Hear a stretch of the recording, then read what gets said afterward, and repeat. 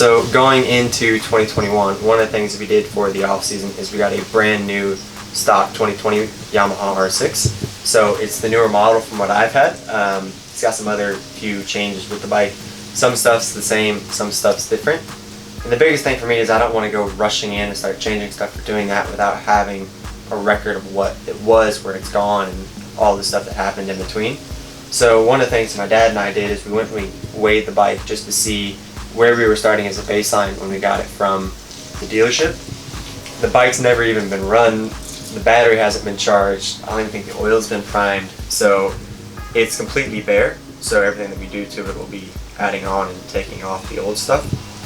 It's kind of wild where this is my first or maybe second bike that's ever had a kickstand or turn signals, so it's pretty cool. I've been pulling apart the old stock wiring harness.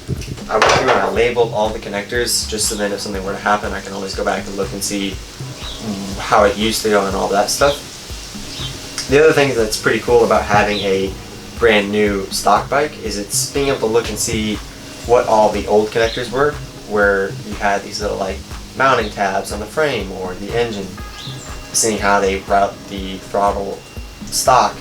That stuff it's small stuff that doesn't really mean that much, but it's cool just so then you can answer some of those questions inside your head. Right now I went ahead and I pulled off the exhaust, pulled off the radiator, pulled off the fans, pulled off all the other stuff. So right now we're almost disassembled. I've still got the wiring harness and some of that stuff in, but I've got our racing YEC kit harness out and it's on the table, and I went through and I labeled all those connectors that I can just so that I can get it pretty good. So I don't want to do as much as I can out of the bike, so I'm not having to be digging inside the frame or do any of that stuff. Do what I can when it's able to be spread out all the way across the workbench. So I'm really excited and it should be pretty good.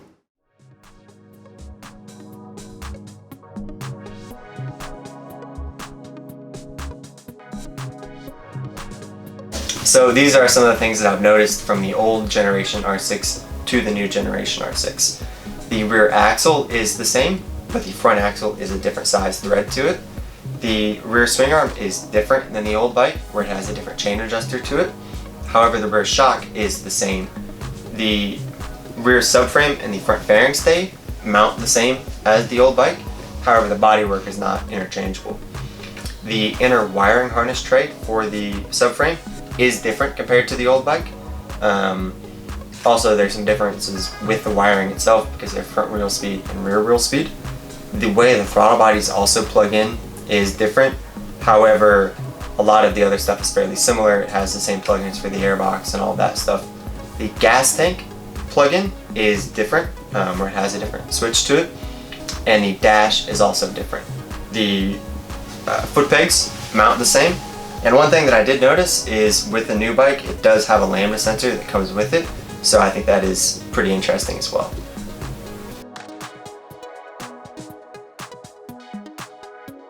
So as I've been pulling apart this brand new 2020 R6, I've been going through and making a list of all the parts and then weighing them as well, just because I think it's interesting. I've also weighed the front and the rear of the bike individually, just to kind of see the bias of the weight and to see if it changes as we continue to build this bike up. One of the things that I find to be super interesting is just how much the stock exhaust system weighs and how much the headers alone weigh. They weigh over 17 pounds, 10 ounces, which I think is wild.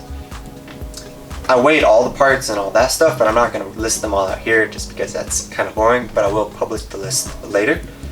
So one of the things is with the battery alone, going from a stock battery to an aftermarket one, I saved over 3 pounds, 9 ounces. And then going from a stock wiring harness to a YEC race version, saved over a pound. And that's just extra wires, extra cables, extra connectors that you don't need to be hauling around if you're going to be racing the bike. Then the exhaust system, going from a stock to a Yoshimura Alpha T system, I saved over 13 pounds. So this is not a finalized list, but I will continue to add to it as we build this bike up.